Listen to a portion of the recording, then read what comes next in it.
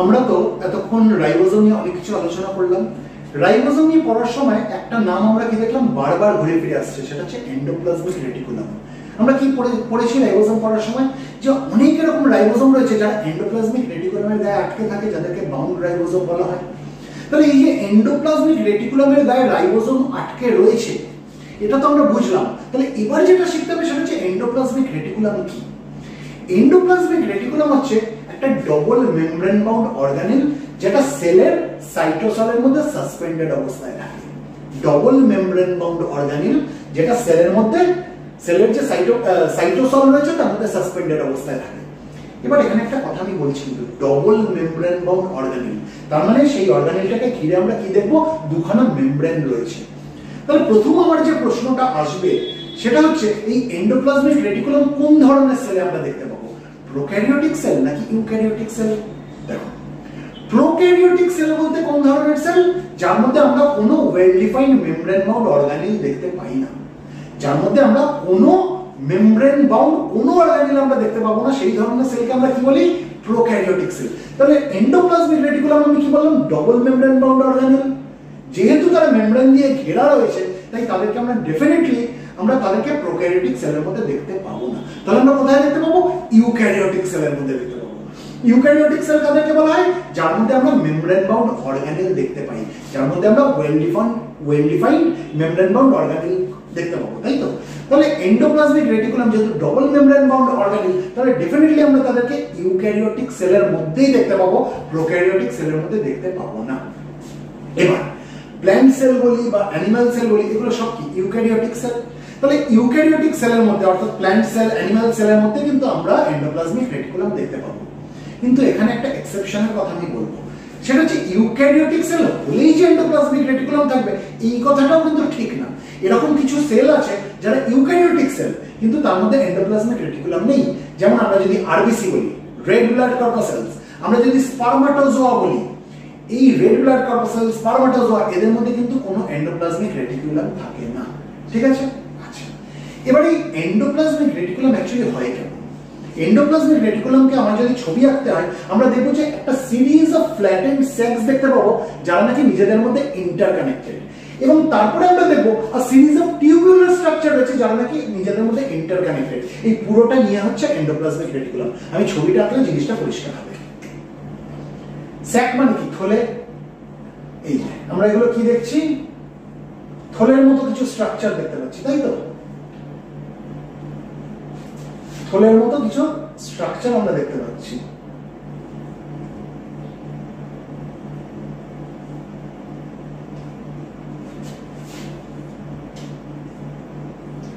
এই যে থলের মতো যে স্ট্রাকচার গুলো, এগুলো হচ্ছে নিজেদের মধ্যে ইন্টারকানেক্টেড। এগুলো নিজেদের মধ্যে ইন্টারকানেক্টেড, এরকম লম্বা ভাবে চলবে। এই জিনিসটা হচ্ছে এন্ডোপ্লাজমিক রেটিকুলামের একটা পার্ট। এবার এই যে সিরিজ অফ ফ্ল্যাটেন্ড স্যাকস আমরা দেখতে পাচ্ছি, এই এক একটা স্যাককে বলা হয় সিস্টারনা, আর প্লিউরাল হচ্ছে সিস্টারনি। তার মানে এটা একটা সিস্টারনা, সিস্টারনা, এটা একটা সিস্টারনা, এটা একটা সিস্টারনা, এটা একটা সিস্টারনা, এটা একটা সিস্টারনা, এটা একটা সিস্টারনা। আর এই সবগুলোকে আমি যখন একসাথে বলছি আমি কি বলছি, সিস্টারনি বলছি, অর্থাৎ এর পেছনে আমি একটা ই জুড়ে দেবো, সিস্টারনি। বোঝা গেল? সিস্টারনা সিঙ্গুলার, সিস্টারনি হচ্ছে প্লিউরাল। আচ্ছা, এবার এই যে ফ্ল্যাটেন্ড স্যাকস যেগুলো দেখতে পাচ্ছি, এর সঙ্গে আমরা আরেক ধরনের স্ট্রাকচার আমরা এন্ডোপ্লাজমিক রেটিকুলামে দেখতে পাবো, সেটা হচ্ছে সিরিজ অফ টিউবুলার স্ট্রাকচার, মানে টিউবের মতো স্ট্রাকচার। এরকম এরাও নিজেদের মধ্যে ইন্টারকানেক্টেড। এই যে টিউবুলার স্ট্রাকচার আমরা দেখতে পাচ্ছি, এরাও কিন্তু নিজেদের মধ্যে ইন্টারকানেক্টেড।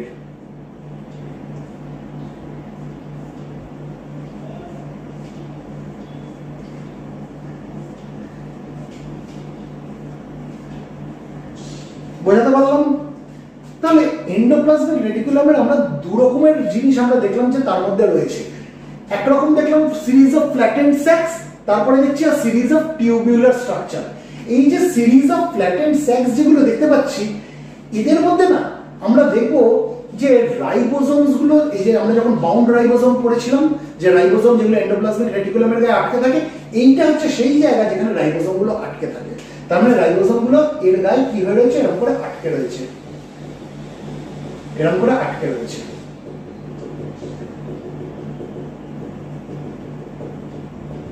বোঝা যাচ্ছে রাইবোসোম গুলোর গায়ে আটকে রয়েছে, এই স্যাক গুলোর গায়ে, সিস্টার্নি গুলোর গায়ে আটকে রয়েছে। কিন্তু এই যে সিরিজ অফ টিউবুলার স্ট্রাকচার যেগুলো দেখতে পাচ্ছি, এখানে কিন্তু কোনো রাইবোসোম আটকে নেই। এবার একটা জিনিস দেখো, এই যে স্যাকগুলোর গায়ে যে রাইবোসোম আটকে রয়েছে, এর সারফেসটা দেখতে কেমন লাগবে? রাফ লাগবে, যেহেতু রাইবোসোম তার গায়ে আটকে রয়েছে।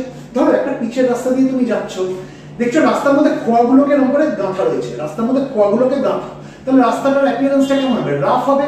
যদি খোয়াগুলো গাঁথা না থাকতো রাস্তাটা স্মুথ হতো। খোয়াগুলো গাঁথা আছে বলে কি রাস্তাটাকে রাফ লাগছে। ঠিক সেইভাবে এটাকে চিন্তা করো, যেহেতু রাইবোসোমগুলো এর গায়ে অ্যাটাচড রয়েছে, তাই এর সারফেসটা কেমন দেখতে লাগছে? রাফ লাগছে, তাই এটাকে বলা হয় রাফ এন্ডোপ্লাজমিক রেটিকুলাম। কিন্তু এই টিউবুলার স্ট্রাকচার যেগুলো রয়েছে, এর গায়ে যেহেতু কোনো রাইবোসোম লেগে নেই, তাই এর অ্যাপিয়ারেন্সটা কেমন? এর অ্যাপিয়ারেন্স হচ্ছে স্মুথ অ্যাপিয়ারেন্স, তাই এই অংশটাকে বলা হচ্ছে স্মুথ এন্ডোপ্লাজমিক রেটিকুলাম। তাহলে এন্ডোপ্লাজমিক রেটিকুলামের আমরা দুটো অংশ কি দেখলাম? একটা হচ্ছে রাফ এন্ডোপ্লাজমিক রেটিকুলাম, একটা হচ্ছে স্মুথ এন্ডোপ্লাজমিক রেটিকুলাম। এই অবধি বোঝা গেল? আচ্ছা, মেজরিটি অফ দ্য কেসেসে আমরা যেটা দেখতে পাই সেটা হচ্ছে যে এন্ডোপ্লাজমিক রেটিকুলামের বেশি অংশ জুড়ে থাকে হচ্ছে এই রাফ এন্ডোপ্লাজমিক রেটিকুলাম, আর কম অংশ জুড়ে থাকে হচ্ছে স্মুথ এন্ডোপ্লাজমিক রেটিকুলাম। এবার দুজনের কাজও কিন্তু আলাদা, সেটা নিয়ে আমরা পরে আলোচনা করব।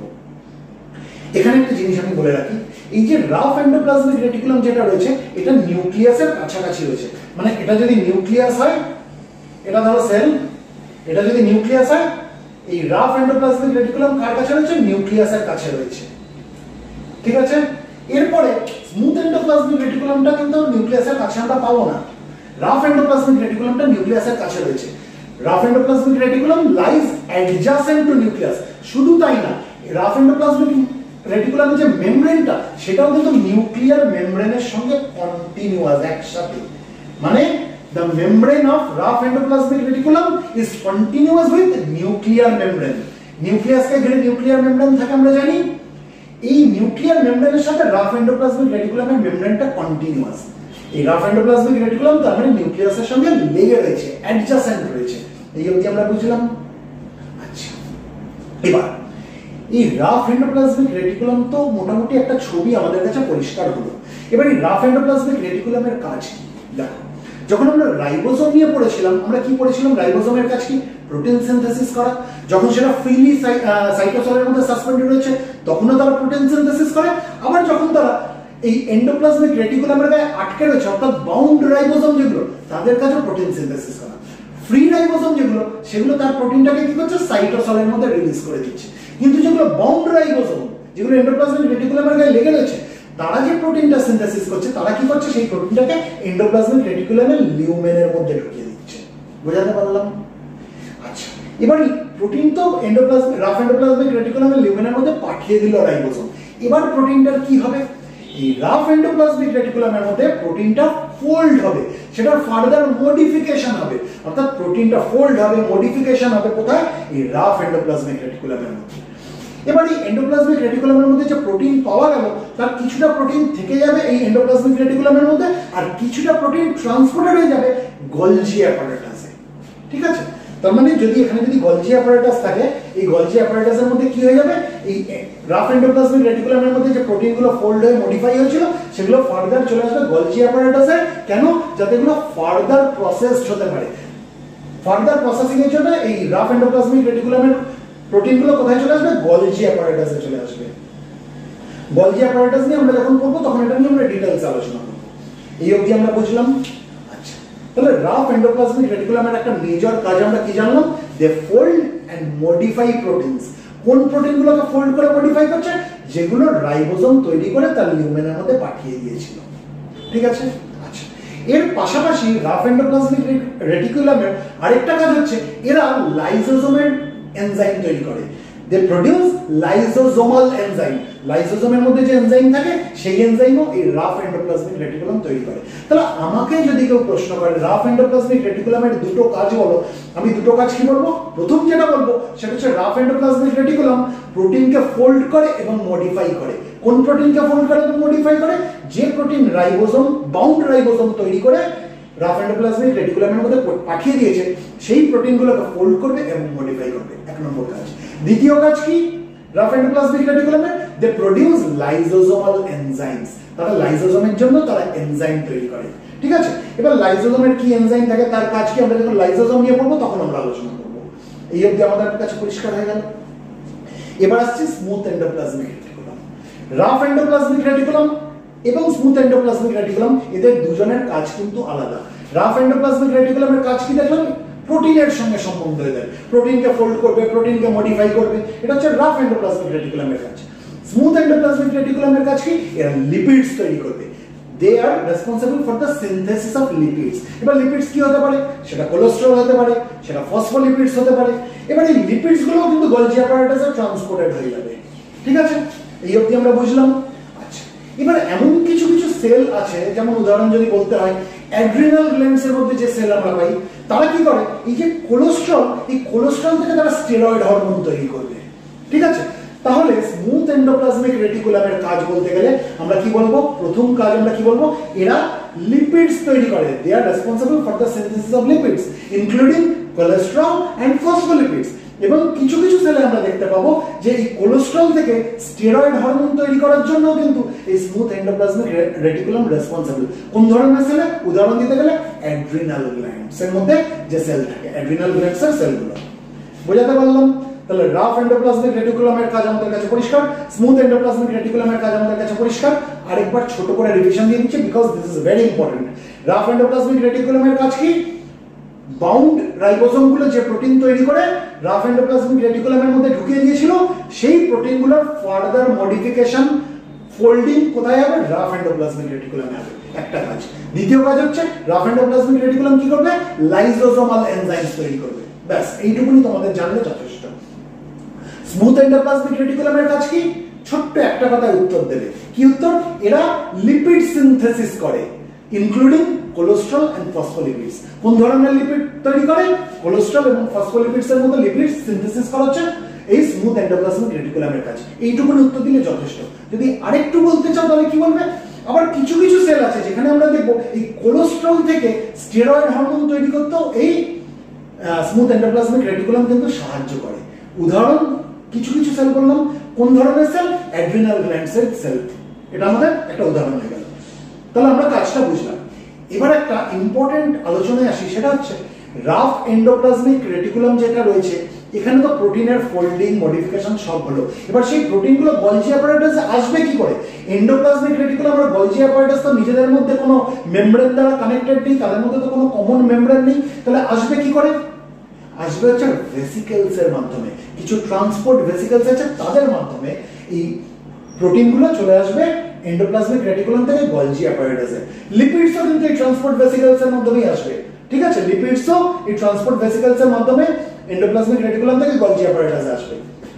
আমাদের মেইন কনসার্ন হচ্ছে প্রোটিন নিয়ে। ঠিক আছে, এবার এই জায়গাটায় চিন্তা করে, এটা হচ্ছে রাফ এন্ডোপ্লাজমিক রেটিকুলাম, এটা হচ্ছে স্মুথ এন্ডোপ্লাজমিক রেটিকুলাম। এবার যত এন্ডোপ্লাজমিক রেটিকুলামটা এগোচ্ছে, আস্তে আস্তে কি দেখবো? রাফ থেকেও আস্তে আস্তে স্মুথের দিকে কনভার্ট হয়ে যাচ্ছে, তাই তো? এবার এমন একটা জায়গা আমরা পাবো যে জায়গাটা এন্ডোপ্লাজমিক রেটিকুলামের মধ্যে, যেটা হচ্ছে পার্টলি রাফ পার্টলি স্মুথ, ওই জায়গাটাকে বলে ট্রানজিশনাল এন্ডোপ্লাজমিক রেটিকুলাম। ওটাকে আমরা পুরোপুরি রাফ এন্ডোপ্লাজমিক রেটিকুলাম বলতে পারবো না, আবার পুরোপুরি স্মুথ এন্ডোপ্লাজমিক রেটিকুলাম বলতে পারবো না। এটা হচ্ছে ট্রানজিশনাল এন্ডোপ্লাজমিক রেটিকুলাম। ট্রানজিশন মানে কি? একটা ফেজ থেকে আরেকটা ফেজে যাচ্ছি, সেই যে ফেজটা, মাঝের যে ফেজটা, সেটাকে বলে ট্রানজিশন। একটা বাচ্চা ছেলে, সে আস্তে আস্তে বড় হয়ে সে অ্যাডাল্ট হলো।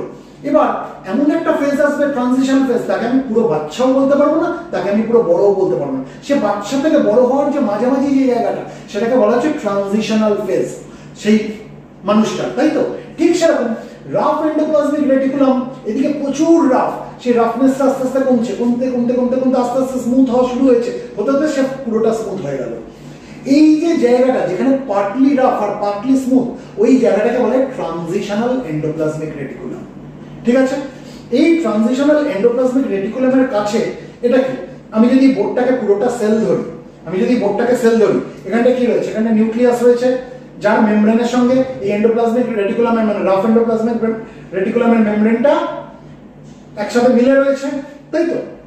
তাহলে এটা যদি এন্ডোপ্লাজমিক রেটিকুলাম হয়, এটা যদি গলজি অ্যাপারেটাস হয়, পুরোটা যদি সেল হয়, এটা যদি নিউক্লিয়াস হয়, তাহলে এই জায়গাটাকে, এই ফাঁকা জায়গাটা, এখানে কি রয়েছে? এখানে সাইটোসল রয়েছে, ফ্লুইডটা রয়েছে, সাইটোসলটা রয়েছে, তাই তো? তাহলে এটা হচ্ছে নদীর একটা পার, এটা হচ্ছে নদীর একটা পার্ট।